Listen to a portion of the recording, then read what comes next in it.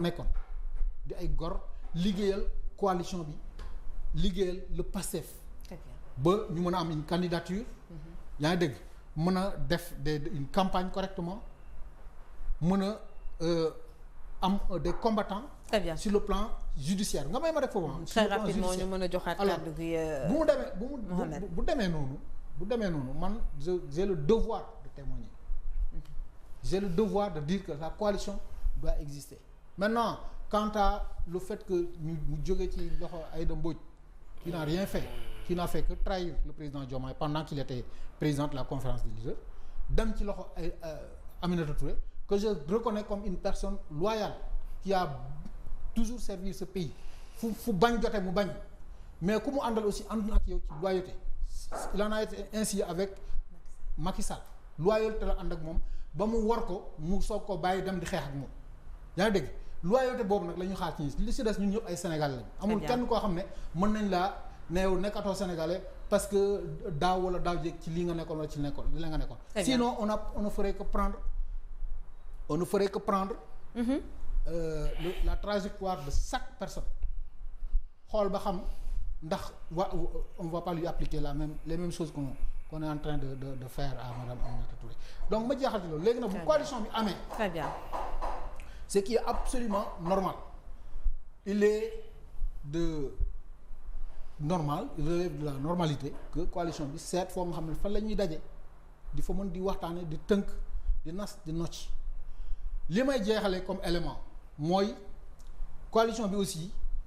li tax président Bassirou Diomaye Diakhar Faye teg ko mënuma ko wax mais mën naa def benn jàngat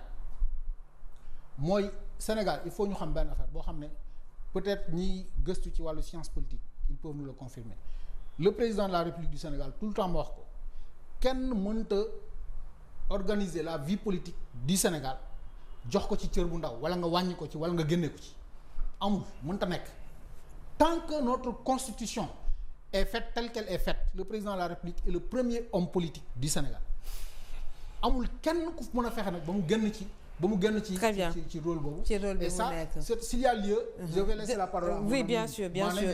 Mohamed day ñëwaat léegi moom tam def tuuti ci argumentaire am jëm ci peut-être situation bi parce que jàpp nañ ne y a trop de politique avec le régime actuel li leen ñor actuellement jàpp nañ ne peut-être c'est 2029 ak li nga xamante ne moom mooy sortie bu mujj bi les avocats du premier ministre def jëm ci élément nouveau bi ñu am ci dossier bi doxoon ci digganteem ak Mame Mbaye Niang ñu jàpp ne peut-être loolu itam dara warul ko lu dul mbiru politique jëm ci 2029. waaw merci beaucoup ci question mais xam nga tamit dañoo am benn affaire bu grand mayor wax léegi. muy lu jëm ci wàllu confiance nee na peut-être soxlawuñ tout le temps di basé wu ci confiance su partenaires yi mais bien sûr que soxla nañ di basé wu ci confiance boobu je donne un exemple kese tey billet wu 500 francs ci économie billet boobu noonu. këyit kese la c'est la confiance moo ko jox valeur boobu noonu mu am tey muy nos partenaires yi nekk Sénégal le privé national muy les partenaires étrangers bu ñu naree ñëw di investir ci biir dëkk bii nii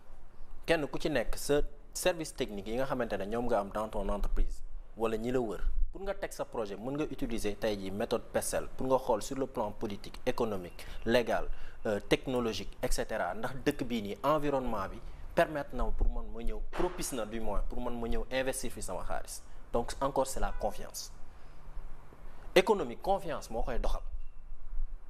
ak lan ak tamit yow nga am capacité wu tey créer li nga xamante ne moom mooy environnement boo xamante ne tey nit ki dina mën a ñëw jàpp ne man kat fii sama xaalis moo ko fi dugalee dinaa ci mën a génn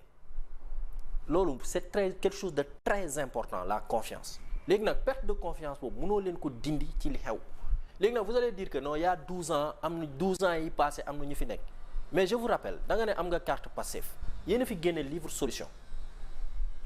man lire naa ko 3 fois diagnostic bu bëri ngeen def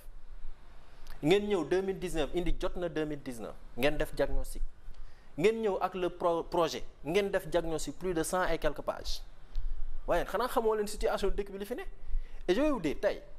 yéen ngeen ne 12 ans yii nii c'est-à-dire dañ leen fi bàyyil ay jafe-jafe mais 12 ans yi moo leen permettre tey boo demee nga déglu Déthié Fall keroog bi mu taxawee assemblée nationale di wax mais il a utilisé le PNAT pour wax projet yi nga xamante ne dañ ko war a def yépp le PNAT c'est issu d'où?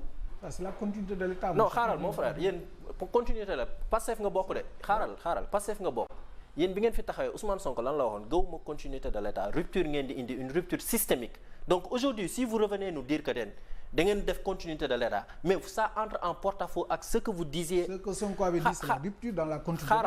non pas rupture dans la continuité. La rupture dans la continuité. Il y a la continuité. L'État est toujours. Non, vous avez utilisé les termes. La politique. Vous avez utilisé les termes. Des ruptures. D'accord, mën naa la bàyyi nga wax. Waaw d'accord 30 secondes pour dire que. La confiance, je n'ai pas dit que c'est pas important. J'ai dit ça fait partie. Mais le fondamental. non da nga ne bu ñu basé wu li nga wax laa da nga ne bu ñu basé wu ci confiance li nga xamante ne moom mooy partenaire étranger yi tout le temps la confiance fait partie mais c'est le fondamental c'est l'endogène xam nga tey endogénéisation xaaral tey maa ngi ñëw endogénéisation de l'économie boobu ngeen bind ci seen programme le projet bu fekkee lire nga ko projet boobu noonu endogénéisation boobu ngeen di wax tey jii li ngeen nekk di def nii di asphyxier le secteur privé national ça entre en porte-à-faux avec principe boobu noonu mon frère nee naa la sànq note bi ANSD génne muy note boo xam ne ANSD c'est une structure vraiment crédible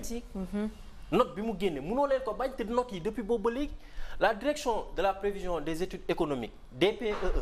mais note yi muy génne ngay gis ne tey par exemple ñun suñu yenn secteur d'activité yi dafay gën di suux mais loolu mënoo leen ko dindi loolu mënoo leen ko teggi léegi nag man dama lay wax benn affaire. mais est-ce que loolu également du ci ne jafe-jafe yi nga xamante ne moom lañ fi fekk. jafe-jafe yi ñuy wax jafe-jafe yi ñu fi fekk en fait. confusion xaaral jafe-jafe yi ngeen di wax ne da ngeen koo jot ci dëkk bi. doonoo ko ci nguuru Macky Sall. weesuwut le fait que tey jii dans un rapport mu mel ni rapport au Cour des comptes bi qu'on nous dise que tey la dette fi ñu ko bàyyi woon y a une dette cachée. te rapport Cour des comptes bi sax waxul loolu c'est-à-dire rapport Cour des comptes li mu teg sur place mooy la dette bancaire hors circuit budgétaire de 2030 milliards vrai ou faux ngeen dem commandité beneen rapport muy rapport u Mazars et d'ailleurs ci biir loi de finances initiale 2026 vous prévoyez de payer 516,32 milliards de dette bancaire ngeen tuddee ko Mazars te le rapport Mazars ba léegi ñun amuñu ko yow amoo ko man aw ma ko du dëgg léegi man li ma bëgg encore une fois ñu xam ko les 12 ans yi fi jaar il y a des choses qui ont été faites mais am na yoo xamante ne ay insuffisances la man je l'ai toujours reconnu dans partout mais force est de constater encore une fois que ne 12 ans yooyu noonu quel que soit xaalis bu ñu fi leb il y a eu des réalisations tey bu ngeen mënee dem ba Casamance sans problème c'est parce que y a eu des infrastructures yu ñu commencé foofu noonu tey bu ngeen ñëwee ngeen ne da ngeen di continuer ces infrastructures c'est parce que dafa amoon benn existant. Si l'argent avait été bien utilisé, c'est pas une question d'argent. Ce serait terminé déjà depuis longtemps. C'est pas une question d'argent. C'est pas une question d'argent. maanaam bu ñu ko déggee peut-être moom mooy